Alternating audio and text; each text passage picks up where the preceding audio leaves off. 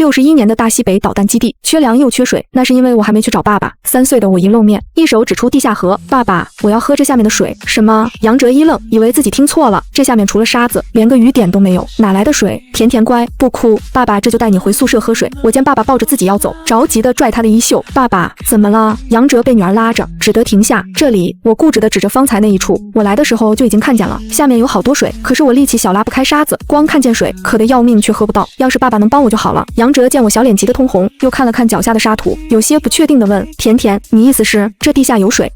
我用力点头，急切地舔着嘴唇，有水，爸爸，我渴。杨团副营长宋大壮恰好看见这一幕，这附近咱们都挖过了，除了沙子就是沙子，不可能有水啊。他心疼地看着瘦弱的小女孩，毫不犹豫拿出自己省下的口粮，乖宝贝，叔叔那里有半碗面糊糊，跟叔叔走，叔叔带你吃饭。可甜甜压根不往他怀里钻，仍然搂着梁哲脖子，眼神里充满对地下水的渴望。这表情让梁哲心里酸酸的，孩子既然坚持这里有水，就哄哄他又怎么了？不就是挖几锹的事？去给我拿把锹来。他吩咐身边的小战士，小战士二话不说撒腿进去，不一会拿出来3把铁锹，他和另一名战士一人一把，最后一把交给梁哲。团长，哎，你真没眼力见。团长抱着孩子呢，把锹给我。宋大壮接过锹，四下里一瞅，犯难的问宝贝，从哪挖啊？这里遍地是沙子，连个标识都没有。这里，甜甜用小手画出一个大圈，或看起来还不小呢。3个人对准甜甜虚画的圈，刷刷刷的挖了起来。不一会，深达半米的坑就露了出来，坑底还是沙子，别说水了，连点湿气都没有。宋大壮擦了把汗，看向梁哲，梁哲脸上也有些尴尬。为了孩子，一句话让战友白费力气。甜甜，咱们先回去喝水吃饭，好吗？他柔声劝道。哪知甜甜一摆头，小手仍然指着坑底。还有梁哲皱了眉，甜甜，别闹了，叔叔们累了。甜甜的小身子在父亲怀里扭个不停。不嘛，真的有。宋大壮一咬牙，接着挖，就当哄孩子了。于是，路过的战士和科研人员就看到基地门口的奇特景象：高大壮硕的梁哲抱着个小团子，身前是一个大沙坑，3个人战士挥汗如雨，一揪又一揪的往上扬沙子。基地旅长白树勇陪同导弹专家钱教授路过，见状不禁皱了眉，前面怎么回事？白旅长叫过一名小战士，报告首长，杨团的女儿来寻亲，他说地下有水，杨团长就让送副团了。胡闹！白旅长一脸不悦，家属来对，为什么不跟组织打报告，还在这瞎耗体力？不知道基地缺水缺粮吗？他吩咐一声，把孩子交给小梁的爱人，让他上我这来一趟。报告杨团的爱人没来。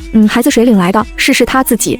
白旅长摇头，不可能，这大戈壁，一个成年人走都容易迷路，何况这么小的孩子？你们警惕性太低了，就没查查孩子背后有没有人指使？这句话一说，气氛顿时紧张起来。钱教授刚要开口，白旅长道：钱老，您先回去，要提防敌特分子利用孩子捣鬼，我去看看什么情况。钱教授都是国宝级人物，绝对不能有任何闪失。他带着几名军官和战士，快步走到梁哲面前。磕沙坑已经深达2米，可一旦要停下来，甜甜就闹个不停。梁哲一看是沉着脸的白旅长，立刻双腿一并，敬了个标准的军礼。旅长好，你闺女来对是喜事，但也不能太纵着她了，这里到处都是沙子，你就算挖到天黑，也找不到水源，简直乱弹琴。梁哲脸上一红，也觉得自己太过分了，是我不好，大壮快停下吧，别挖了。他想好了，这回不管甜甜怎么哭闹，也得把她抱回去，大不了回头再哄就是了。另外，白旅长私下看看，压低声音，你闺女这么小，自己能找来基地，你不觉得有点问题？梁哲一惊，立刻意识到问题的严重性。报告首长，我女儿她话音未落，一名战士忽然哎呦一声，铁锹挖中一个硬物，他弯腰扒拉几下，那是一节树根，这一下吸引了周围人的注意。宋大壮拽出树根，忽然眼前一亮，杨团他调门喊得贼高，杨哲和白旅长都被他吓了一跳。看快看！宋大壮双手举着树根，语气激动莫名。杨哲低头一瞥，瞳孔也立刻缩了起来。这节普通的树根上竟然沾满了湿漉漉的沙子。是的，是的。宋大壮激动得语无伦次。其他2名战士一见，也立刻来了劲。要知道这具地表还不到3米，能挖出沾了水汽的树根，那地下有没有水，简直是不言而喻。白旅长的眼睛也眯了起来，表情有些不可置信。他忽然一回头，命令身边的警卫员去调一个搬过来，顿了顿，接着吩咐带齐工具。是不一会，11名战士拎着铁锹和镐头列队跑了出来，还没等他们赶到近前，就听宋大壮啊的一声大叫，那声音就跟发现了金疙瘩差不多，水水水水，他嘴唇抖的话都说不明白了。另2名战士也啊大叫，丢下铁锹，激动地抱在了一起。梁哲抱着甜甜，眼睁睁看着一缕清亮的水顺着沙坑底部渗了上来，1分钟就挤出了小小的水洼。这他茫然地抬起头，看看身边所有人都瞪大了眼睛，一脸见鬼的表情，这才发现不是自己眼花了，是真的挖出了水。一名战士迫不及待跳到沙坑中，伸手举起水，用嘴一舔，然后他抬起头，一脸狂喜，甜的首长是甜水能喝，太好了。2分钟前还一脸质疑的白旅长，此刻兴奋地一拍大腿，还愣着干什么？快拿家伙给我挖快！很快挖到水源的消息就轰动了整个基地，所有人无论手头正在忙什么，都忍不住跑出来，想亲眼见证这个奇迹。要知道，自打基地建成以来，找水就是头号难题，大家可以勒着肚子饿2天，却抵不过那干裂饥渴的滋味。如今竟真的能挖出水来，甭管多少，已经足足以让所有人为之雀跃不已。战士们争先恐后跳入沙坑，甩开膀子抡圆了铁锹，上面有人拉来小推车，把挖出来的沙子装车运走。整个营地门前热火朝天，就连文工团的女兵都在坑边打起了战天斗地、人定胜天的快板。很快，基地的主要领导几位国宝级的院士和总设计师全被惊动了。这群人平时神龙见首不见尾，可涉及到喝水这件事上，谁坐不住板凳了？毕竟大家头脑再厉害，也都是肉体凡胎，忍得了一切，忍不了可啊，不可大意，要先检查一下水质。王总设计师一边抖着手擦眼镜，一边看一盆盆清水，被战士们用盆端上来，眼睛都看直了。质检人员取了水样，飞奔着跑去检测，脸上都要乐出花了。谁是哪个先发现的水源？刘司令刚从京城开完会回来，屁股还没坐热，听到这个消息，立刻快步赶了过来。所有人的视线都落到梁哲手里抱着的小团子身上。方才哭喊着急的甜甜，此刻有点累了，正昏昏沉沉地趴在爸爸肩头，手掌是这个小女娃子。白旅长声音放轻，生怕惊动了这大宝贝。小梁啊，刚才是我鲁莽了，错怪了你和你闺女，可别往心里去啊。宋大壮跳上沙坑，一脸兴奋，梁团你闺女也太神了，要是光听你的，今天的水能挖出来吗？刘总司令也惊了，说你们是说这小娃娃坚持地下有水？钱教授扶着老花镜我看看，哎呦，这么个小不点，竟成了咱们基地的大功臣。梁哲苦笑，钱老孩子可能也是懵的这种地方3米见水，你蒙一个我看看。钱教授难得开起玩笑，可不是吗？要不是他，咱们上哪弄水喝啊？小梁啊，你生了个好闺女啊！梁哲被这些老领导们夸得心跳如鼓，脸都红了，抱着女儿不知该如何是好。就在这时，质检员远远地跑过来，嗓子好悬，没喊劈叉了。领导首长们，这水没问题，硬度低杂质少，可直接饮用。哗，整个基地沸腾了，欢呼声震天，比过年还热闹。战士们抱在一起又跳又笑，有的人笑着笑着就哭了。在戈壁熬了数年，第一次看见这么清的水流。司令借着警卫员的手电看完报告，脸上激动难掩。好，天不亡我，快把这里给老子保护起来！这是一级战备物资，把我的津贴拨10块钱，去镇上给孩子买点营养品。总设计师也拔高了调门，10块钱在当时可是一笔巨款。王总不用。杨哲刚想推辞，刘司令又道孩子，母亲的事你要节哀，通知基地妇联所有女同志们轮流照顾甜甜的生活，务必保证孩子吃饱穿暖。杨哲喉头哽咽，谢谢首长。甜甜就在这时动了动，睁开了朦胧的大眼睛。爸爸他声音小小的，甜甜能喝水吗？能。身边7、8个领导异口同声。钱教授亲自捧来一碗清水，小南瓜爷爷给你喂水。甜甜下意识抬眼去望爸爸，杨哲点头，满脸笑容，喝吧，记得要谢谢爷爷，谢谢爷爷。甜甜人如其名，这声爷爷一喊，激动的老教授眼泪差点掉下来。我家孙女也像乖囡这么大，为了国家的事业，大家都已经扎根边疆，很少能和家人团聚，以后就把这当家，我们都是你的亲人。刘总司令一锤定音。杨哲也没想到自己女儿来的第1天就已经成了整个基地的掌中宝。甜甜喝完水，干裂终于得到缓解，她满意的把小脑袋靠在父亲怀里，爸爸肚饿，我那还有半斤玉米面，去爷爷那给你熬粥喝。火箭系统总视野想给孩子留个印象分，不料甜甜却摇摇头，说出了一个让所有人都意想不到的话，不，爸爸，甜甜要吃鱼。刘总司令脸色一僵，和白旅长交换了一个酸涩又无奈的眼神。整个基地连点像样的蛋白质都没有，可怜的孩子想吃口鱼，这么微小的愿望都满足不了。甜甜乖，和爸爸去爷爷那喝粥吧，爷爷熬的粥可甜了。杨哲不忍见各位领导尴尬，急忙打圆场。甜甜却向另一处一指，那里有鱼，爸爸为啥不给甜甜捞鱼？你说啥？梁哲顺着他的手下意识一看，是一条被风沙拾起的沙沟。甜甜，梁哲轻声说，那里没有鱼，你看错了。有的甜甜急了，小手比划着，好多，游来游去。白旅长沉吟着，和刘司令低声汇报了几句。刘司令大手一挥，挖开试试，就冲这孩子能找到水，再在沙地上铲几锹，又有什么关系？宋大壮立刻带了20多名战士来到甜甜说的地方，挖了起来。1分钟、2分钟，所有人的目光都聚集过来。杨哲抱着甜甜，内心忐忑。5分钟过去了，忽然一名战士大叫一声，水噗的一声，一条清亮水柱从沙地里窜了出来，高度喷了足有2米。这是一条地下河啊！钱教授失声惊叹，话音未落，宋大壮啊哈一声惊呼鱼，老天爷啊，真的是鱼！他迫不及待地跳进水里，双手在里面一划拉，下一刻，一条足有3尺长的鲤鱼出现在他的手上，鳞片还在夕阳下闪着水光。整个基地的人都惊呆了，这哪里是一条鱼，分明就是沙漠里出的奇迹啊！战士们手忙脚乱的找盆拿桶，一条突然现世的河鲤鱼，又大又多，不一会功夫就已经装满了3、4个大盆。甜甜看见活蹦乱跳的鱼，高兴地拍起了小手。一向沉稳的刘司令禁不住仰天长叹，天佑我大夏！王总设计师掏出手帕拭泪，真没想到有一天竟然能在戈壁看到淡水河鱼。小梁你闺女是个福星啊！钱老拍着梁哲肩膀感叹，快去通知炊事班，今晚给大伙加餐吃鱼。白旅长乐得嘴都要合不拢了，李大嘴早就在一边等候多时了，闻言赶紧接过大盆，我这就去给各位首长熬鱼汤，保证先掉舌头。就在这时，甜甜的小脑袋一点一点，好像特别疲惫的样子，把脸埋进了父亲的肩窝。快别吵孩子，让他好好睡。几位大佬见状，声音一起低了下来，生怕吵醒了这个宝贝金疙瘩。梁哲抱着甜甜，做梦也没想到是这么的开局。他怀里的不仅是失而复得的女儿，还是整个基地绝境逢生的希望天降的福星。回营房的路上，他望向远处的星空，似乎看见了妻子那温柔的微笑。淑芬，他想你看见了吗？是不是因为你一直在天上保佑着他，让咱们的女儿找到水，救了所有人的命？当天晚上，炊事班的同志们大显身手，做了顿史上最丰盛的全鱼御宴，有清蒸红烧鱼丸汤，李大嘴还把鱼肉刺细细剔了，给刚刚睡醒的甜甜做了碗香香软软的鱼肉羹，所有人都吃得满嘴流油，几乎停不下筷子。不但如此，每人面前的搪瓷缸子里还装了满满的清水，水质又甜又烈，简直就和泉水差不多。同志们，咱们今天能吃上这顿饭，应该感谢谁啊？白旅长大声问。感谢小甜甜。基地的众人回答的异口同声。甜甜坐在爸爸怀里，洗干净的小脸蛋白净透红，像是熟透的红苹果。热心阿姨主动帮她扎小辫子，乍一看脱脱就是年画里走出来的洋娃娃。等吃完晚饭，两者把甜甜哄睡，这才悄悄关好营房门，整理了一下军容后，来到了基地的会议室，报告以他的级别，本来是没有资格参加老总们的会议，但从现在起，他已经是个例外了。基地内的高层几乎都聚齐了，会议室里烟雾缭绕。刘司令难得大方地贡献了2包烟，刚放上桌就被几个老烟枪迅速瓜分了。刘司令开门见山，杨哲同志，今天这会就为一件事，你家小丫头太不寻常了，我们必须尽快拿出个章程。是首长，我明白不？你不明白。钱教授掐灭烟头，凉啊，你不明白。甜甜的发现对基地意味着什么？我们之前一直被地面试车冷却问题所困扰，基地用水杂质多，结构淤堵厚，严重影响燃料发动机的性能稳定。但现在有了新水源，我们就可以自建一套循环冷却系统，一举攻克这个难题，大大提高试车效率。不止如此，负责化工的理工接过话头，鱼内脏和鱼油，我们已经做了取样分析，可以提炼出不错的润滑油。从科学的角度说，可以对运输车流程、链条等非精密部件进行日常养护，还能省出不少成本。王总设计师推眼镜，司令，我已经起草了一份报告，请京城派地质专家和水利专家过来，对这条河进行最大程度的勘探和开发，让它可持续性的服务于基地的生活生产。刘司令一听大家说完，随手敲了敲桌面，老几位，你们说的这些我都晓得，但问题是对外要啷个解释？会议室瞬间安静下来。王总，设计师看向略显局促的梁哲，小梁主要是考虑到甜甜的能力太特殊，如果消息贸然传开，它会引发敌特和国内外反动分子的觊觎，威胁孩子的安全。我会向最高领导请示。刘司令环视众人，但在此之前，这件事的保密级别要定到最高，各单位要严格传达落实，绝不允许任何形式的外泄。钱教授语气温和，另外，我们还要对乖囡的能力进一步观察，看看是不是偶发事件。白旅长随即到小梁，从明天起给你配一个警卫班，领着甜甜在基地周边多转转，看看还能不能有新的发现。梁哲同志，刘司令注视着他，以上内容，你作为孩子的父亲，也是一名军人，有木子想法。梁哲起身立正，挺直腰板，报告司令，我服从组织一切安排。但是他顿了顿，犹豫片刻，还是说出了作为父亲的担心。甜甜还小，不懂什么叫机密，也不明白什么是危险，我怕他懵懵懂懂之间说错话，做错事，如果给他的压力太大，我担心孩子承受不住。这个顾虑合理。刘司令抬手示意两者放松，放宽心喽，我们会充分照顾好孩子的情绪，保证注意沟通方式，绝不给他留下心理负担。另外也要给孩子试错空间，万一之后甜甜以后看走了眼，找错了东西，他指着周围的一圈领导，你们这些老家伙哪个都不准吓着他。众位大佬都呵呵笑了起来。放心吧司令，我们明白。所以杨哲同志啊，莫担心也莫背包袱，如果你女儿真的有这方面的能力，就让她大大方方尝试，不论最后什么结果，这些爷爷叔伯都能替她担着。杨哲闻言立即起身敬了一个标准的军礼，语气激动的应道是。时间很快来到了第二天，杨哲起了个大早，文工团的张之秀阿姨手巧用旧军装和棉花连夜给甜甜改出一身合适的小棉袄小布鞋。甜甜本来生的眉清目秀，这么一打扮看起来更加软糯可爱。王总，设计师还给送来了特供奶粉，有了干净的水质，奶粉都冲泡的特别美味。甜甜上车，叔叔带你出去玩。宋大壮亲自担任司机，把基地里平时舍不得用的军用吉普车开了出来。甜甜这个给你玩。秘书处的李桂华阿姨塞过来一个用碎布头做的布娃娃，甜甜拿着路上吃。负责技术的罗叔叔送过来压缩饼干，我这有盒罐头给你了，这是宣传科的曹干事。不一会甜甜小手上就堆满了，大伙送来的个是心意，拿不下了，拿不下了。甜甜摇着小辫子拒绝。梁哲笑着和大家点了点头，抱着甜甜坐上了吉普车。副驾驶身后的苏式卡车上坐着一个全副武装的警卫班。梁甜甜小同志如今是基地的重点保护对象，这阵仗一点不含糊。宋大壮发动引擎，汽车突突突地驶入无垠沙海，天空高远，云朵稀薄，目光所及之处竟是一望无际的沙丘。风卷起细沙，吹在人的头脸上，带来阵阵干涩。顽强的胡杨树扎根在沙土中，不屈的枝干顽强地伸向天空。而这群怀揣崇高理想的人，也如胡杨树一样，在这不毛之地与天斗，与地斗，与严苛的生存条件斗争，就是为了打破西方的歧视和垄断，锻造属于整个民族的不屈脊梁。妈妈说爸爸被上交国家，就顾不了甜甜和妈妈的小家了。甜甜忽然轻声说，小脸贴着父亲的胸膛。梁哲心头一酸，自古忠孝两难全，自己把青春和热血毫无保留地泼洒在这戈壁滩上，却在无形中辜负了家人，而他们这些人番号编制职务，甚至姓名都可能被隐去，是真正意义上的无名者，只因他们所从事的是国家最高机密，承载着全国人民的期盼，是振兴大厦的基石。甜甜是爸爸对不起妈妈，对不起你，让你们吃了那么多苦，爸爸答应你，以后一定尽力补偿，再也不让你受委屈了。甜甜似懂非懂，但她从父亲震颤的胸膛和有力的臂膀中感受到了深沉的爱，不禁用力地地点了点头。杨哲一边抱着甜甜，一边轻声询问：“甜甜告诉爸爸，是什么时候能看见地下有东西的？”甜甜歪着小脑袋努力回想，那段记忆对他来说太混乱了啊！和妈妈在一起时，你也能看见吗？梁哲换了个更简单的问法，甜甜还是摇头。这样吧，甜甜，你看看下面这些沙子里还有没有什么东西能让爸爸挖出来的？梁哲试着引导，甜甜眨巴着大眼睛，东瞄瞄西瞧瞧，小表情充满茫然。他对爸爸的要求还不是太理解。没事没事。梁哲见女儿小脸皱皱的，像是沮丧，急忙出声安慰。沙漠那么大，甜甜现在找不到没关系，以后我们有时间慢慢找。是啊，甜甜别气馁，咱们都是打不垮的战士。愚公移山，精卫填海，现在找不到，早晚能找到。叔叔带你到下一处看看。甜甜听他说的有趣，咯咯的笑了起来。爸爸快给甜甜讲故事。什么叫移山呀？一上午的时间很快过去，中午返回基地时，远远的就见天空中狂风盘旋，一架军用直升机稳稳降落在基地前的空地。怎么回事？哪来的直升机？宋大，一架军用直升机稳稳降落在基地前的空地。怎么回事？哪来的直升机？宋大壮看这架势，没敢把汽车停得太靠前，转身问梁哲。梁哲也不太明白，早上的时候他还没接到通知，但他看见刘司令带着王总、设计师钱教授等骨干人员列队站在大门前迎接。一个念头忽然在脑海里闪过，昨天会议中，王总设计师提到向京城聘请外任专家，该不会这么快就到达了吧？果然，舱门打开，依次下来5个人，除了提着行李的勤务兵外，2位年过50、风尘仆仆的学者，分别是地质专家郑宏宇、水利专家姜国强，身后跟着各自的助手高衍洲和万红新。高衍洲40岁出头，相貌平凡，是个扔在人群里都找不到的普通人。万红新外表斯文，眼睛上架着副镜框，有数年留学海外的经历。刘司令立刻把这4位专家迎进了基地，他们的任务是考察基地昨天突然发现的河流和河里的鱼，对这条河水进行专业的勘探和保护。应该是京城的专家到了。梁哲很快得出结论，这么快？宋大壮很惊讶，京城的动作够快的，刚一发出报告，人就已经就位了。大壮司令昨天说过，甜甜的能力不能外泄，你要记得叮嘱大家是粮团。宋大壮认真回应。基地内当看到那片泛着波光的清澈池水和游弋的鲤鱼石，饶是郑红和姜国强见多识广，也不禁倒吸了一口凉气。这怎么可能？姜国强快步走到水塘边，蹲下身，用手指捻起一点湿润的泥沙，又仔细观察着。蹲下身，用手指捻起一点湿润的泥沙，又仔细观察着水中的鱼儿，连连惊呼：不可思议，太不可思议了 ！pH 接近中性软水，氯离子含量极低，胃受明显盐碱，污水中溶解的杂质非常少，净化负担轻。姜国强看着这些数据，再一次感叹刘司令，这水不仅可以作为生活用水，还可以直接用作精密仪器、冷却和部分高纯度实验，而且水中含氧量高，鱼类可以自由畅游，这都可以载入生态学的史册了。郑红教授已经查看完土壤结构和渗水情况，也深表震惊，下面很有可能是一条有流动、有补给的古河道，动态水系，怀疑它的上游是雪山融水，否则不可能纯净到这种程度。2位专家最终给出建议，我们要对这条水脉进行水温地质测绘，摸清它的流向和流量，如果储量可观，可以设计一套阶梯式的利用方案，不但能解决基地生活和工业用水，还可以考虑利用落差，建一个水利装置，给基地提供辅助电力。2位说的应是要得，刘司令听得心花怒放。基地现在这样一穷二白的恶劣环境，实在是大大的拖慢了导弹研发的进程，但如果有了水力和电力的支持，很多难题就迎刃而解了。刘司令正要请大家进入营内探讨，一旁的万红新忽然开口问了一个关键问题：刘司令，这么重要的水源，你们到底是怎么发现的？这看起来并不像常规勘探，你是怎么发现的？这看起来并不像常规勘探能轻易找到的啊！啷个啊！刘司令一笑，拿出早已想好的说辞：甜甜的特殊能力是基地高规格机密，绝不能轻易泄露给外人。那也巧，浪里的沙土本来很夯实，但昨天不知搞么子，突然它陷了一块。哨兵本来想把坑填上，结果几敲下去发现了湿土，这不就挖出来了吗？姜国强和郑红对视一眼，虽然觉得这个故事过于离奇，但在广袤的沙漠经常会出现让人意想不到的地质问题，这种偶然也并非没有先例。2人的注意力很快又被水源本身和后续的规划工作吸引，并未过多深究，但万红新的目光却悄然扫过众人，他敏锐地发现有几名战士听到这个解释时脸色绷紧，似乎颇为紧张。红新快走啊！高衍洲见老师们都走在了前面，自己和万红新都已经落后，忍不住喊了他一声。万红新连忙答应，脸上恢复了谦逊的神情，快步追了上来。2者等到他们都离开后，抱着甜甜和宋大壮回到营地，3人简单吃了一口饭，下午又继续在沙漠中打转。原本2者以为甜甜会发现什么，但不知是路线不对，还是甜甜状态不好，甜甜没有再像昨天似的果断给出线索。2者说不失望那是假的，整个基地都对甜甜的能力寄予厚望，今天一天无功而返，他心里难免有些遗憾，不过很快也释然了。这片戈壁又不是聚宝盆，还能一挖一个准，要真那样，他和闺女也不用在这了，早被国家打包带走了，还用留在这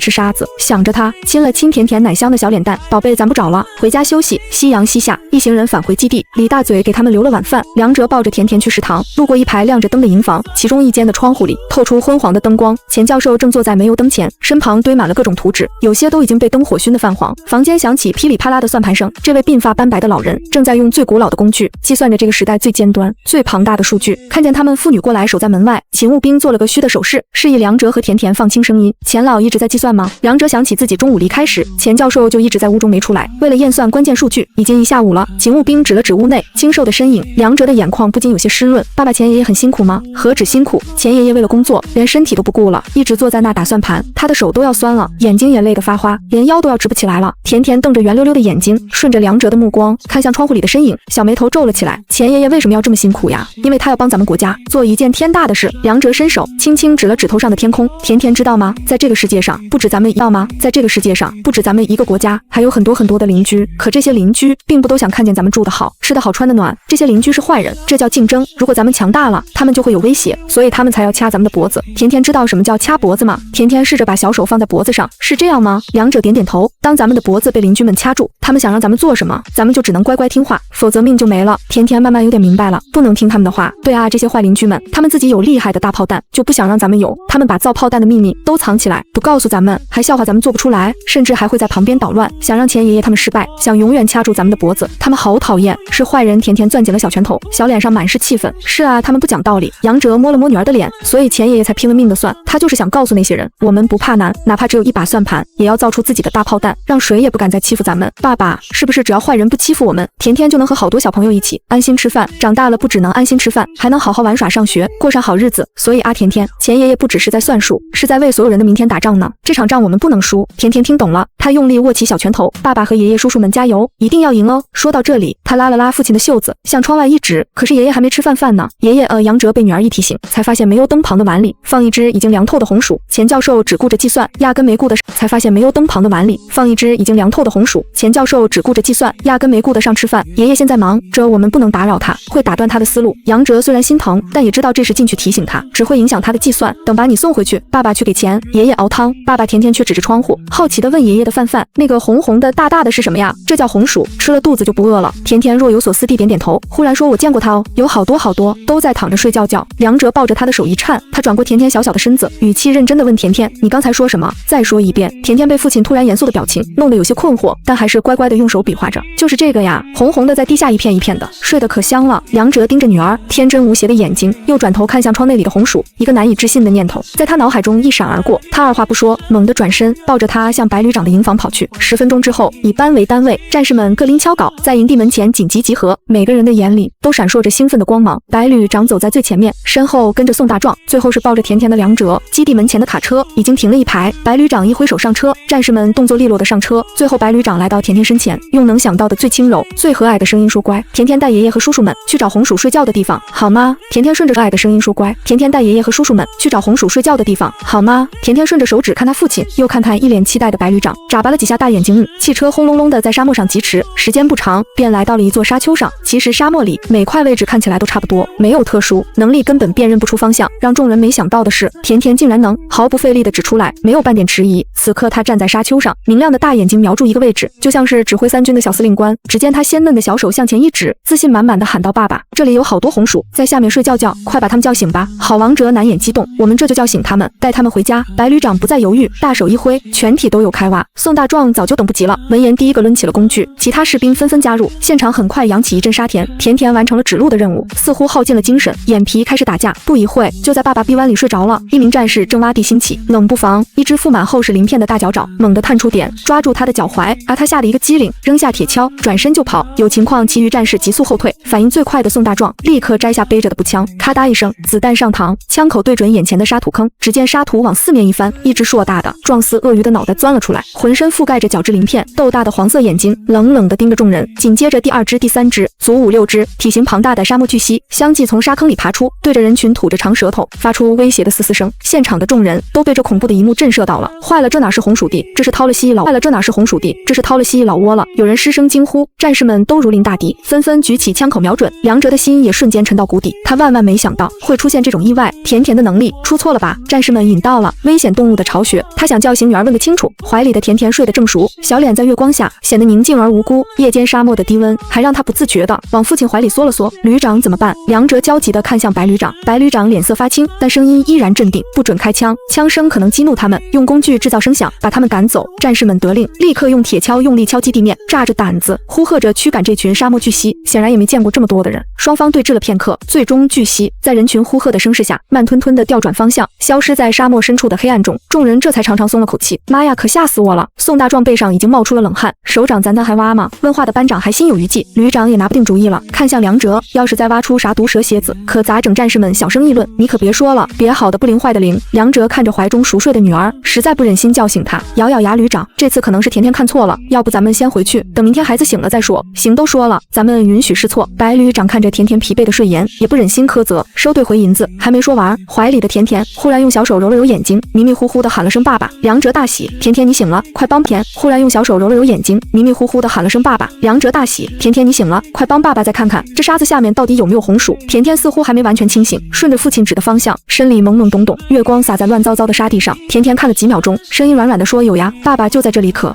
多了。你确定吗？”甜甜是田爷爷房间里那种能吃的红薯。梁哲将信将疑，想到刚才出现的巨蜥，不禁有点担心，不会是别的东西吧？就是红薯呀。甜甜很肯定的点头，爸爸说过的，吃了就能不饿。白旅长与梁哲对视一眼，两人都深吸了一口气。一班、二班，白旅长下了决心，你们接着挖。三班、四班负责外围警戒，发现任何异常动物，立刻鸣枪示警，必要时允许开枪自卫。是让我来。宋大壮领着2个班的战士，拎着工具上前，小心谨慎地挖了起来。最开始的几锹还是普通的黄沙，随着沙坑越挖越深，渐渐的锹面上开始出现了黑色的土壤。再挖几下，突然扑哧一声，有什么被铁锹铲动。战士提起来一看，惊叫道：“疼，是红薯藤！”众人精神一振，更多的铁锹加入进来。不多时，沙土被清理出来，一个令人难以置信的景象在手电筒的照射下出现在众人面前。在距离地面1米多的地方，是一片沃黑的土地，上面密密麻麻长满了红薯藤，数不清的红薯挂在藤上，随着夜风一吹，微微摇晃，整个挖掘现场瞬间鸦雀无声。所有人都停下了动作。战士们，你看看我，我看看你。有人狠狠掐了自己胳膊一下，怀疑是不是在沙漠里做了一场梦。刚才那些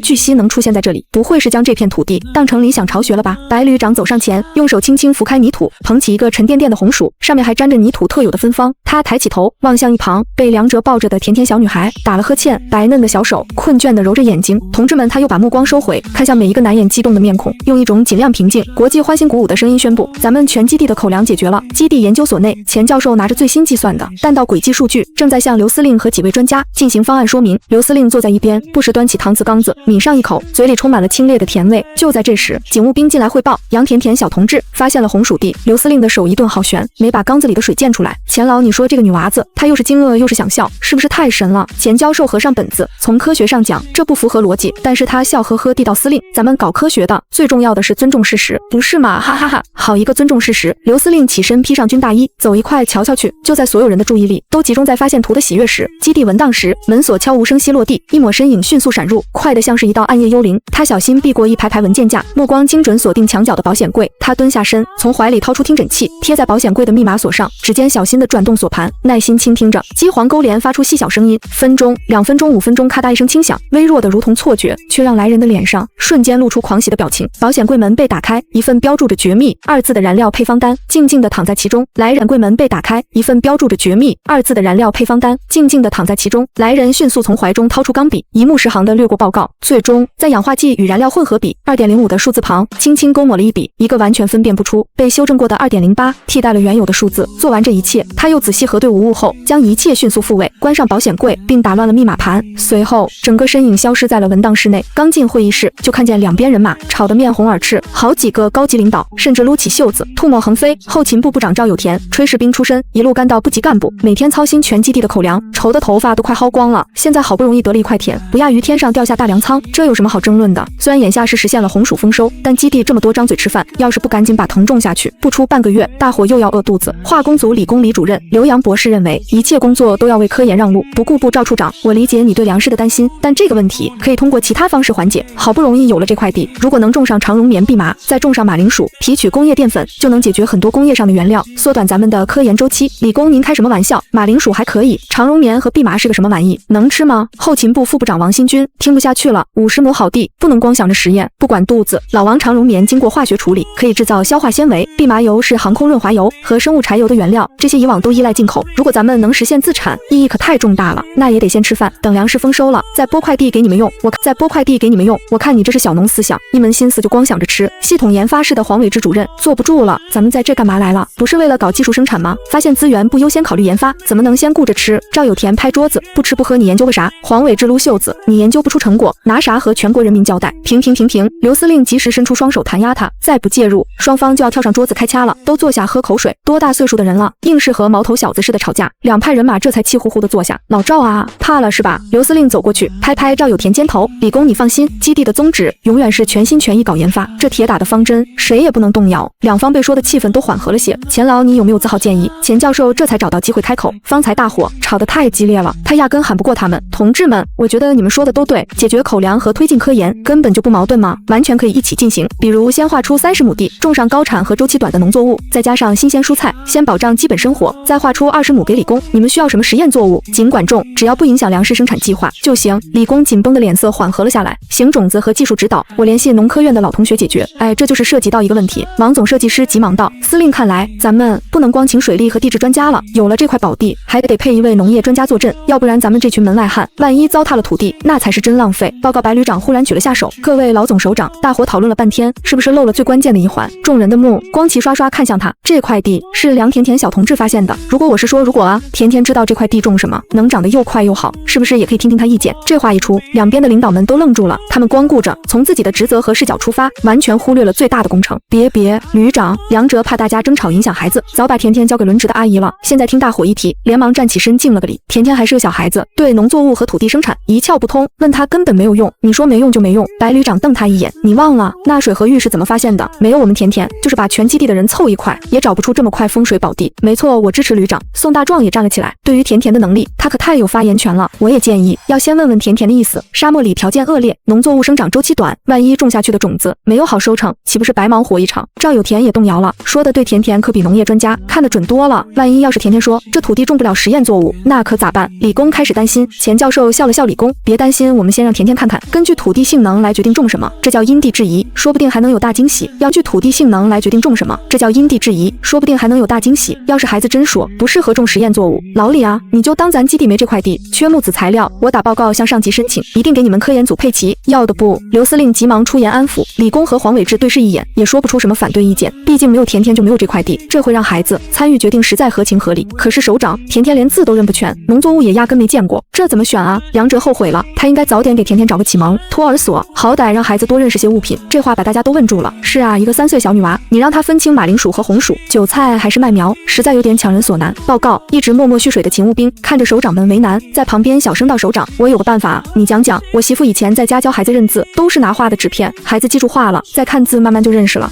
好主意。钱老恍然大悟，还是群众最有智慧，这么简单实用的方法，咱们这些脑子被公式框住的人啊，居然一个都没想出来了。问题迎刃而解。赵有田自告奋勇，我现在就去，不明天一早就去找人，把我们能想到的农作物全画在卡片上，让甜甜选。宣传队的曹干事画画是把好手，就找他老黄啊。理工赶紧拉住黄伟志的手，咱们不能落下，你快去找曹干事，把咱们要的那个单子让他一起画出来。刘司令终于哈哈大笑，指着一旁看呆了的梁哲打趣道：小梁，你瞧见没？这里所有的人加起来都你归你一个人，权威。白旅长也笑着附和你个人，权威。白旅长也笑着附和您说的对，杨甜甜可是咱们基地的小福星，首长您可一定要给他再记一功啊。记什么一功？刘司令大手一挥，豪气干云，他帮咱们选好了地，老子给他记2功，不，直接给他爹申请个3等功，让他沾沾小福星的光。第二天清晨的阳光从地平线升起，将无垠的黄沙量出，一层橘红色。基地的人们早已忙碌起来，先前的疲惫和菜色早已一扫而空，取而代之的是蓬勃的生机和高涨的热情。土地是这个民族赖以生存的根基，甚至于每个人的血脉和基因。理在贫瘠的荒漠中收获一方沃野，不仅意味着实现基本生活的自给自足，更让所有人触摸到了希望与收获，有了砥砺前行的原动力。梁哲的营房里，甜甜乖巧地坐在小板凳上，张阿姨正在给她梳小辫子，李大嘴已经把做好的鱼肉羹端了过来，哲泽在一旁冲奶粉。面前的桌子上摆了数十张卡片，曹干事听说找到了土地，激动的半宿没睡，连夜赶工画出来的。甜甜小手摆弄着这些卡片，时而举起来对着阳光端详，时而对折成小方块，小脸上洋溢着纯真欢快的笑容。爸爸，这个是什么呀？甜甜举着一张卡片问。这是白菜。甜甜，你能记住吗？能呀，甜甜可聪明了。小女孩扬着粉嫩的小脸蛋，自信满满。没错，我们甜甜最聪明，又乖又可爱。张阿姨喜爱的亲了亲她，逗得甜甜咯咯直笑。那这个又是什么呀？甜甜又拿起一张，这个是南瓜。杨哲冲完奶粉，坐在女儿身边，耐心地给她讲解每一张卡片。甜甜一边吃着鱼肉羹，一边好奇地左摸摸右翻翻。爸爸，这些卡片真好玩。甜甜还要玩，这些都是叔叔们给你做的，甜甜要好好记住他们的样子。待会我们还要用他们来玩游戏呢。真的吗？可以玩游戏？甜甜最喜欢玩游戏了。甜甜兴高采烈地挥着2只小手，天真烂漫的样子引得屋里的大人们都笑了起来。吃过早饭，准备停当，杨哲抱着甜甜走出营房，军用吉普车已在大门外等候。几位领导簇拥着这对父女，人人紧张又期待。甜甜爷爷们带你去做游戏，好不好呀？钱教授弯下腰，语气和蔼。好呀！甜甜兴奋地拍着小手。宋大壮抱着精心绘制置的卡片。位置主任还不放心，又转身回营房里找了一圈，确认没有落下一张才安心。众人一同前往昨天发现的土地，之前只听白旅长等人描述，未曾亲见。此刻望着脚下的沃野，嗅着黝黑肥沃土壤散发出的湿润气息，几位年过半百的老领导激动得热泪盈眶。有了这片地，何愁完不成咱们的科研任务？有信心攻克所有的技术难题。杨哲将卡片摊在地上，向甜甜柔声道：“甜甜乖，你看看这些卡片，哪个适合种到地里？告诉爸爸好不好？爸爸，什么叫种啊？”甜甜扬起小脸，清澈的大眼睛充满疑惑：“就是呀，我们让卡片里的小种子睡进土里，给它们浇水晒太阳，它们就会从地里钻出来，长得高高大大的哦。”甜甜似懂非懂，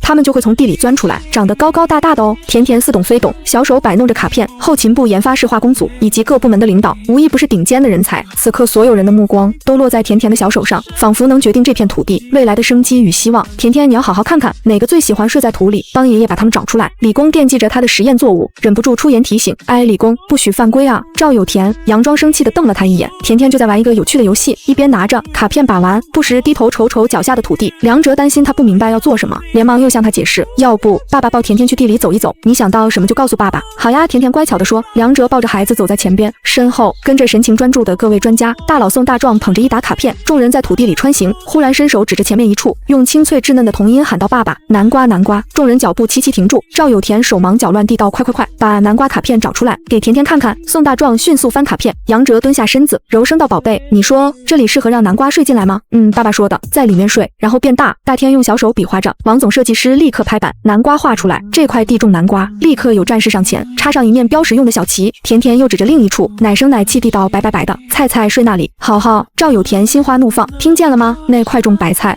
心花怒放，听见了吗？那块种白菜，长长的，红的。爸爸，胡萝卜是胡萝卜，有红薯，钱爷爷吃的红薯。好嘞，这块归红薯。你爸爸甜甜忘记了，是不是小米？太好了，连小米都能种。随着标注的小旗越来越多，赵有田和王新民乐得合不拢嘴，恨不得把这小祖宗供起来。一边的李工和黄主任脸都灰了。甜甜就没有点别的吗？黄伟志眼巴巴地看着他，从来没感觉自己这么可怜。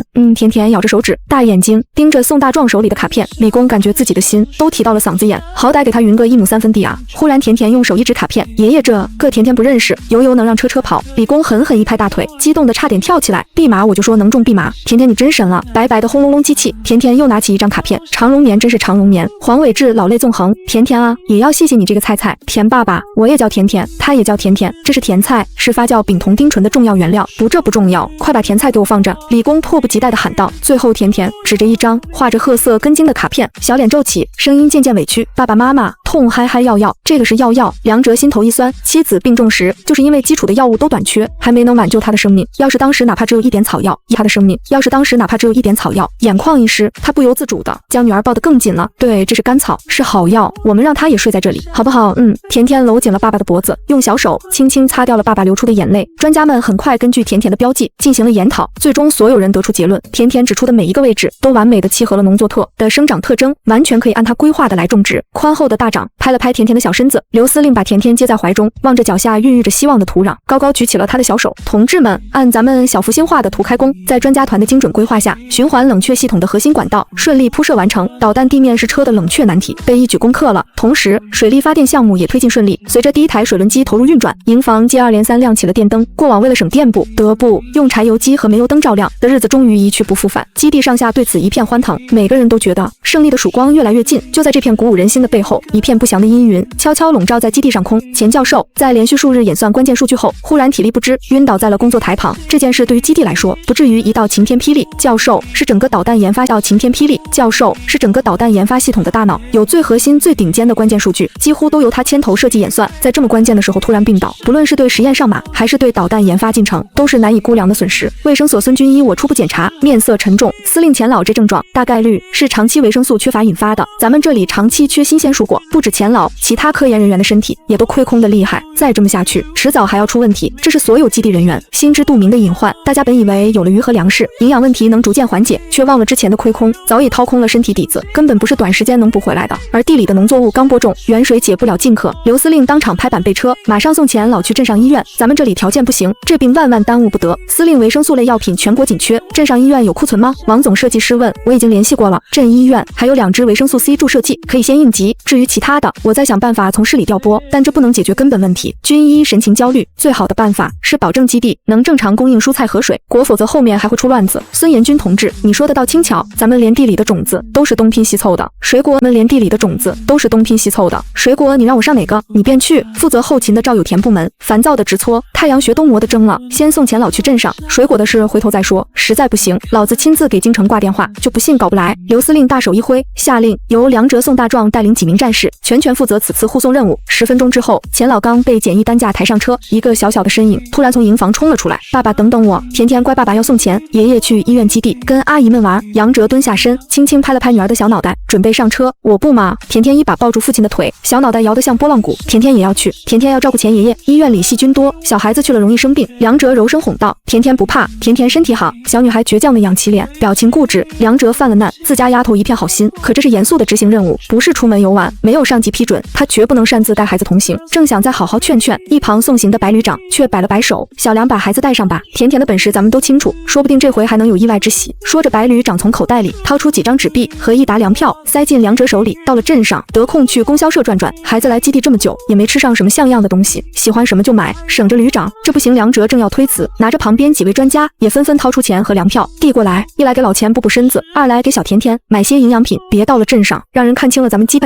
地的人。梁哲眼眶微微泛红，看了看脚边的小女儿，含泪接过钱和粮票，向众人敬了一个标准的军礼。是他心里已经打定主意，这笔钱绝不能乱花，除了给钱老买药，一定要给基地那些日夜操劳的专家们都带点吃的回去。汽车缓缓发动，朝着镇上驶去。基地位于沙漠腹地，开到镇上至少需要1个小时的时间，加上沿途根本没有一条像样的公路，多半是一半黄沙一半残破水泥的混合路段，颠簸是常事，驾驶员是极大的考验，必须全神贯注，避开流沙路段，防止车辆陷进去。钱教授双目紧闭靠在后座，脸色苍白，神情虚弱。孙军医紧紧挨着他，不时轻声叮嘱驾驶员，小王慢点开，尽量稳一些，别颠着钱老孙医生，咱的路面就这条件，想开稳了也难啊。小王全神贯注握着方向盘，甜甜坐在梁哲怀里，小小的身子随着车辆的颠簸不断被抛起又落下，他眨巴着圆溜溜的大眼睛，忽然问叔叔，是不是路平了，钱爷就不会不舒服了呀？小王正专注于路况，随口应道，那可不咋地，可惜啊，咱们这就没这么好的路。话音未落，神奇的一幕发生了，原本松软下陷的沙地竟在车轮碾过的瞬间变得坚实起来，仿佛铺了一层看不见的水泥。车身猛地一稳，那种令人牙酸的颠簸感瞬间消失。以小王惊疑不定的从后视镜里看去，调走了无数次的老感瞬间消失。以小王惊疑不定的从后视镜里看去，调走了无数次的烂路，此刻竟变得平整异常。不仅是他，连后座的孙军医都察觉到了异样，惊讶地发现钱教授原本因颠簸而苍白的脸色竟明显缓和了许多。甜甜，这是怎么回事？路怎么突然平了？小王透过后视镜，满脸不可思议。甜甜没做什么呀。小姑娘软软地靠在爸爸怀里，眼神清澈，一脸无辜。谁也没想到，就凭她一句天真的问话，竟真的让松软的黄沙变成了堪比水泥路的坚实路面。粮团您家甜甜可真是咱们的小福星啊！小王喜不自胜，若是以后去镇上都能有这样的路，那该多好！有了平坦的路面支撑，小王将车开得飞快，只用不到平时1半的时间，便抵达了镇上的医院。车子在医院门口刚停稳，几位穿着白大褂的医生和院长已经迎了出来。他们显然已经接到通知，对钱教授的情况非常重视。钱教授的情况我们都清楚，快先把人抬到急诊观察室。院长是个头发花白的老者，和孙军医几人握了手，便指挥医护人员接过担架，将钱教授推进了医院。孙军医边走边向院长和主治医生介绍情况，初步判断是长期严重维生素 C 缺乏引起的坏血病，症状伴有虚弱和晕厥。我们在基地条件有限，只能做应急处理。院长点点头，对身旁一位戴眼镜的年轻医生说，李医生，立即给病人做全面检查，重点查血常规和维生素水平。小张区做全面检查，重点查血常规和维生素水平。小张区药房取我特批留下的那2支维生素 C 注射即逝。李医生和小张护士应声而去。急诊室里，医护人员对血压、心率、基础体征监测等指标迅速开始检查。梁哲、宋大壮和几名战士守在外面，神情凝重。甜甜牵着爸爸的手，大眼睛透过门缝担忧地望着里面忙碌的白衣身影。不多时，李医生拿着化验单走了出来。首长们，钱教授的情况比预想的严重，体内维生素 C 水平比正常指标低近70%，电解质也严重紊乱，必须立即静脉注射维生素 C， 否则可能出现器官出血、心力衰竭等并发症。药呢来了吗？院长立刻问。这时，小张护士气喘吁吁地跑回来，双手空空，脸色煞白如纸。院长药要出事了！什么？众人脸色骤变。我去药房取药。周师傅打开冷藏柜一看，2只药瓶全摔碎了，旁边还躺了只死老鼠。小张指向药房方向，周师傅人已经懵了，还在那发愣呢。院长二话不说，拔腿就冲了出去。梁梁哲抱起甜甜紧随其后，军医与战士们也急忙跟上。药房门口已聚了几名闻讯赶来的医护人员。50多岁的保管员周师傅蹲在地上，直勾勾地盯着那一地狼藉碎玻璃碴混着暗黄的药液，一只灰毛老鼠僵直地躺在中间。老周，你怎么搞的？院长一见这场景，顿时火冒三丈。这要是救命用的，强调过多少遍必须万无一失，你怎么能犯这种低级错误？院长，这不对啊！周师傅抬起头，眼圈通红。药瓶我一直放在冷藏柜上层，要是从来没离过我的手，老鼠怎么可能钻到柜子里去？而且您看这老鼠，他指着那僵硬的尸体，百思不得其解，这模样也不像刚死的。现在说这些有什么用？孙军一急得直跺脚，要没了钱教授怎么办？医院里还能不能再找出维生素药剂？没有了，院长也没想到会发生这种情况，脸色发青。这是咱们最后2支注射剂了，这要全国都紧缺，就算立刻往市里省里调，最快也得1-2天才能到。钱教授的情况根本等不起啊，那怎么办？宋大壮听这话，怒火瞬间直冲头顶，几步就冲到老周面前，一把揪住周师傅的衣领。你知道这样有多重要吗？钱老要是出了事，你担得起吗？大壮，眼看这一拳就要砸下去，杨哲厉声喝止。老周吓得猛地闭上了眼睛，周围的护士们想劝架又不敢，一个个缩在一旁。院长更是急得在原地团团转。这位同志，息怒啊，我们再想想办法。大壮的拳头停在半空，双眼赤红，怒火几乎要从眼里喷出来。你们还有什么办法？要是害了钱老，你们所有人都赔不起。是我们知道，都知道。院长的声音带着哀求，他当然知道钱教授的分量，这是举倾国之力托举的项目，因为医院的疏漏出了差错，他们根本没法向全国人民交代，我们也没想到会出这种事啊。梁哲走上前，强行将宋大壮的手按了下去。你冷静点，暴力解决不了任何问题。梁团，我冷静不了。宋大壮虎目含泪，钱老太还躺在那，要是没了这救命的药。原本蹲在地上的周师傅听到这话，把心一横，猛地起身，竟一头向旁边的柜角撞去。是我害了老教授，我给他赔命。助手杨哲眼疾手快，松开甜甜，一个箭步冲上去，一把将周师傅死死抱住。周师傅别爱呀，老周啊，你可不能做傻事。院长已经呆了，他万万没想到事情会闹到这个田地，国宝级的老教授还没救成，要是再搭上一条人命，这让他以后如何交代？周师傅老泪纵横，挣扎着想要挣脱梁哲的束缚。院长，我也是有党性的人，出这么大纰漏我难辞其咎，您就处分我吧。哎，老周啊，你也是老同志了，工作这么多年勤勤恳恳，我还能不知道你的为人？院长重重地叹了口气，垂头道：这事发生在我院，我作为领导负有管理责任，我愿接受一切处理。处理你有什么用？你能换回钱老吗？宋大壮依旧愤愤不平，他不是非要揪着周师傅和院长不放，可钱教授的安危压在心头，但他根本冷静不下来。没人比他们更清楚钱老对于基地对于国家意味着什么。大壮杨哲拍拍他肩头，少说2句，当务之急是赶紧想办法救钱老，还能有什么办法？宋大壮气得蹲在地上，痛苦地抱住了头。几名年轻战士也忍不住抹起眼泪，整个药房愁云惨雾，绝望如大山般压在每个人的心头。就在这时，杨哲的衣角被轻轻拉动，他低头见甜甜仰着小脸，一双水汪汪的大眼睛望着他，声音稚嫩地说：爸爸，药不是这只鼠鼠弄坏的。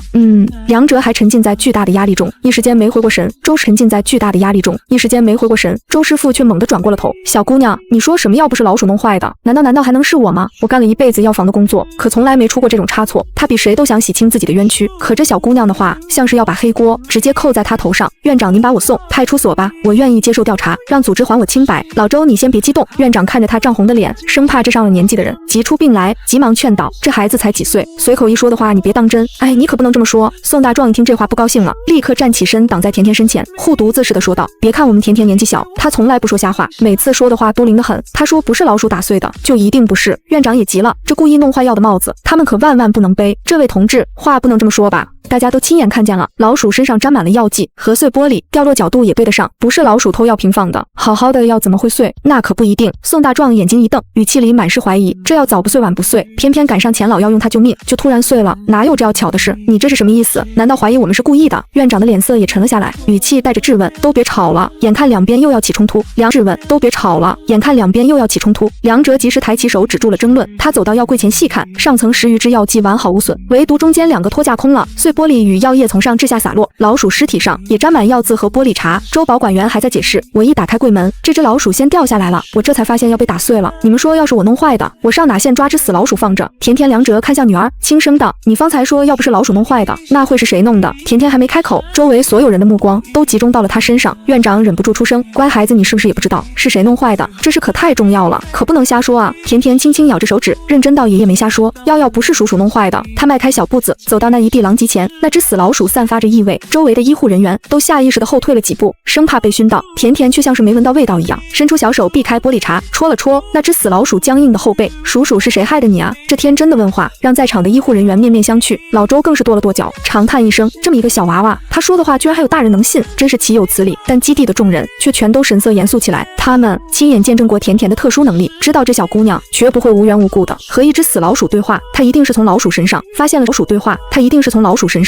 了什么线索。可问题是，老鼠已经死了，怎么可能给她答案？甜甜却毫不在意众人的疑惑，嘴里小声的碎碎念着什么，一会低头瞧瞧老鼠，一会又扫视着地面。过了片刻，她站起身，指着头顶的药柜，爸爸坏掉的药，还有这话一说，不但梁哲医正院长也倒吸一口凉气，这孩子不是瞎说吗？院里所有药品的使用何处入库都有明确记录，维生素 C 只剩最后2支，更是千真万确。院长的胡子气得都要翘起了，你们要是不信，现在就能调档案核对。院长，你先别激动，让孩子把话说完。孙军医急忙拦住了院长，转过头看着甜甜，甜甜，你和孙爷爷说，剩下的药是在这柜子里吗？甜甜摇头，奶声奶气地说，被高高的叔叔拿走了。怎么可能？哪来的高高叔叔？院长皱着眉，满脸不悦，但这话却引起了周师傅的思索。他沉吟2秒，快步走到桌前，翻找起药品制取记录。甜甜翘着2只小辫子，仰着头给大家解释，高高叔叔身上有药味，坏叔叔，来把鼠鼠放在药旁边，然后药就坏了。说着他绕过药柜，径直走向角落里的一扇小门，脆生生地喊爸爸看。这扇门通往护士站，平常被各种柜子挡住视线，只有药房内部的人才知道。可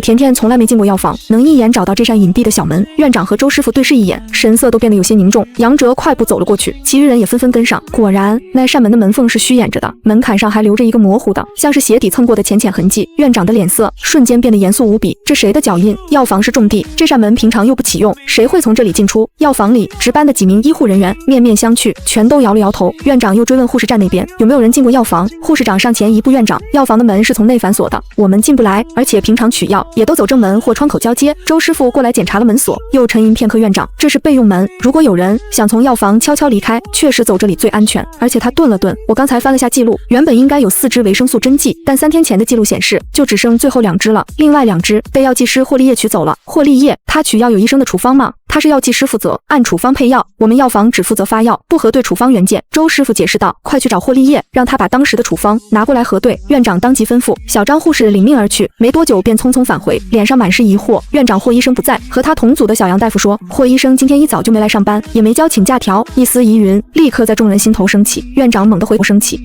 回头，老周，霍立业是不是个子高高，身形偏瘦？周师傅一脸凝重，缓缓点了点头。院长一拍大腿，快派人去他家里找。马上院长杨哲出声提醒，还有另一个人也进入过药房，用死老鼠破坏了药瓶，他和霍立业应该是2个人。院长浑身一震，低头看向小小的甜甜，眼神里满是惊诧，你这小娃娃说的都是真的？甜甜不骗人。小女孩不服气的撅起小嘴，甜甜是好孩子，对，是好孩子。院长心神震荡，但随即一股更紧迫的情绪涌上心头，如果真如甜甜所说，只要找到霍立业，说不定就能追回剩余的2支药剂，还能救出潜藏在医院里的敌特分子。查值班日记，把今天在药房值班的人全都叫来，不止2者接口，所有有机会接触药房的人员都要查对。通知保卫科。院长如梦初醒，马上封锁现场，逐一排查。很快，医院里10几名医护人员被全部召集到药房外的走廊，保卫科人员拿着值班记录，逐一询问每个人当天的行踪，有无证人否到过药房附近。院长、保卫科科长指着记录册汇报，除了霍立业缺勤，其他人的行踪都能对应上，暂时没发现异常，果然是霍立业搞的鬼。院长语气愤愤，正想吩咐增派人手寻找，甜甜已经从梁哲怀里溜了下来，摇晃着小辫子，一步步走向列队的医护人员。一排穿着白大褂的成年人面前，小小的甜挑辫子，一步步走向列队的医护人员。一排穿着白大褂的成年人面前，小小的甜甜只到他们膝盖高，却像个小大人似的慢慢走过，一边走一边吸着小鼻子，在每个人身边轻轻闻了闻。有年轻的女护士见他可爱，想伸手摸摸他的小脑袋，却被他径直躲开。更多人则带着警惕的目光越过他，看向身后身着军装的梁哲和几名神色冷峻的战士。甜甜走了一圈中，在一名年轻大夫的脚前停了下来，这人叫杨岩，20出头，文质彬彬。见甜甜停在自己面前，立刻露出温和的笑容。小妹妹，你有事吗？甜甜仰着头，黝黑的眼珠对上他，笑眯眯的瞳仁，那笑意深处一丝藏不住的寒芒稍纵即逝。对方明明在笑，笑里的凉意却冷飕飕的，扎心叔叔。童真的声音在空旷的走廊里响起，所有人都停下动作，注视着小人。院长面上闪过一抹诧异，怎么了？杨岩声音还是温温和和的，看起来亲切又和蔼。你的身上怎么有鼠鼠的臭味啊？状似无意的声音一出，杨岩脸色瞬间变了，像被人猛地揭下脸上的面具。他猛地一拧身，大手就向甜甜脖颈抓去，说时迟那时快，这下要是抓实了，小小的甜甜立刻刻就会被他饿得窒息。但从甜甜走向杨岩的那一刻起，梁哲就已提起12分警惕。他身形一闪，动作几乎快出残影，就在杨岩抓向甜甜的刹那间，梁哲已经冲到他面前抬腿，做几乎快出残影，就在杨岩抓向甜甜的刹那间，梁哲已经冲到他面前抬腿，就是一记狠厉至极的侧踢。相对宋大壮来说，梁哲的形象并不是满身粗粝煞气，虽然高大坚毅，但面相端正，五官英俊，是整个基地少有的俊朗男子。所以他出现在医院时，要不是因为怀里抱着个小娃娃，又听到娃娃亲口喊他爸爸，早已收获不少女医护人员的青睐。正因为这样，很多人都忽略了他是个参加多次实战，在尸山血海里练就一身杀人本领的铁血军人。从甜甜开始寻找嫌疑人时，他目光就一错不错的跟在女儿身后，生怕漏下一点微妙线索。而当甜甜站在杨岩身前，踮着小脚尖和他对话时，杨哲几乎瞬间就可以肯定这个人有问题。这既是父女之间血脉的默契，又是源于对甜甜的无条件信任，因此他早就做好万全准备。当杨岩刚一动作的同时，他已经如离弦之箭般冲至，一记侧踢精准无比，正踹在杨岩弯下的手臂上。砰分响，伴随着清晰的骨裂声传开，杨岩发出一声凄厉的惨叫，浑身剧痛中却仍不死心，左手猛地向怀中摸去，只要他动作够快，就能抢在倒地之前把这小丫头就做人质。可这徒劳的挣扎在梁哲面前毫无意义。梁哲右腿落地，左腿如鞭子般旋起，一个漂亮的回旋踢正中杨岩胸口，巨大的冲击力直接将他蹬飞出去。杨岩的身子在地面滑出3米多远，后背重重撞在走廊的门板上，发出扑通一声闷响。3米多远，后背重重撞在走廊的门板上，发出扑通一声闷响。啊！走廊里的医护人员被这突如其来的变故吓得惊叫起来，纷纷后退。杨岩也是个亡命之徒，嘴角浸着鲜血，仍挣扎着要爬起来，不死心的继续往怀里摸。咔啦一声脆响，宋大壮掏出怀中的手枪，单手推开保险，厉声暴喝不许动。杨岩的手刚摸到枪柄，就被这声暴喝惊得一僵，他怀里果然藏了一把枪，却已错失先。门旁停了一辆应用小推车，上面摆满了瓶瓶罐罐。杨洋眼中闪过一丝狠厉，右脚用力勾住车轮，狠狠推向宋大壮，企图制造混乱，趁机夺枪。与此同时，他左手一把拉开门，实验室医生办公室正对着2扇窗户，那是他最后的逃跑希望。门刚打开一半，梁哲右手一翻，一柄制式手枪已经握在他手里，他抬腕瞄准，枪口划出一道流畅的弧线，隔着半扇门板，毫不犹豫地扣动了扳机，子弹撕裂，空气发出尖锐的哨音，紧接着咔啦，木门瞬间炸开一个大洞，木屑纷飞，火药的硝烟味钻入每个人鼻端，同时伴随着浓烈的血腥气。杨岩的动作戛然而止，他甚至没来得及发出第2声惨叫，身体在门板后剧烈一颤，便像结烂木头般扑通一声栽倒在地，彻底失去了行动能力。走廊上的医护人员被这雷霆手段吓得魂飞魄散，僵在原地，连冷汗都不敢擦。宋大壮快步上前，一把 hold 住蜷缩在门后鬼哭狼嚎的杨岩，像拖死狗在门后鬼哭狼嚎的杨岩，像拖死狗一样把他拽了出来。啊！放开我，快放开我！杨岩不住挣扎，受伤的肩膀鼓鼓冒血，断了的右臂无力地垂在身侧，狼狈不堪。杨哲收枪一步跨回女儿身边，将甜甜紧紧抱在怀里，带着枪柄余温的大掌抚在女儿脑后，把她的小脑袋按在自己宽厚的肩头。乖，别看，他不愿让这人肮脏的鲜血玷污女儿纯洁的世界。说谁派你来的？宋大壮对待敌人从不废话，把人往地上一摔，厉声喝问。杨岩疼得浑身抽搐，咬牙切齿：救我局长，救我啊！其余医护人员早已退得远远的，只有院长心生不忍，向宋大壮和梁哲2位同志，谢谢你们找出嫌疑人，不过他还在流血，要是失血过多，轻则休克，重则要命啊！梁哲脸色阴沉，一言不发。这混账刚才竟敢对甜甜下手，就是痛死也是活该。宋大壮冷笑一声：怕什么？我看这小子皮糙肉厚，流回血死不了，等快不行时，你们再救也不迟，反正人就在你们医院。这老院长面露难色，转头看向孙军医求助，孙军医却只转过身，压根不搭理。这种人弄坏了钱老的救命药，没被当场揍死，已经是便宜他了。院长见几位军人态度坚决，也不敢再劝，只好转向杨岩：杨岩，你快交代，到底是谁指使你这么干的？你为什么要破坏钱教授的药？杨岩痛得直吸气，喘着粗气道：我也是受人指使。霍立业，药房的钥匙是他给我的，他让我打碎药，再把死耗子放上面。事成之后，他说给我10斤白面的粮票。10斤院长倒吸一口冷气，这话你也信？你傻？现在哪里能找出10斤白面？咱们镇子上1斤都翻不出来，你这是被人当枪使了。周师傅怒道：杨岩，我想起来了，1个月前我吃坏了肚子，让霍立业同志替我值1个小时的班，他是不是那个时候偷配了药房的钥匙？霍立业是杨岩半个师傅，平常对他非常照顾，药房的钥匙要是旁落，10有8九就在那个时候。杨岩马上顺杆爬：对，就是他干的，是他偷拿药房里的药去黑市卖钱，现在黑市要价高，霍立业以前是小打小闹，后来嫌赚的少，就想配把钥匙直接进药房拿货。梁哲冷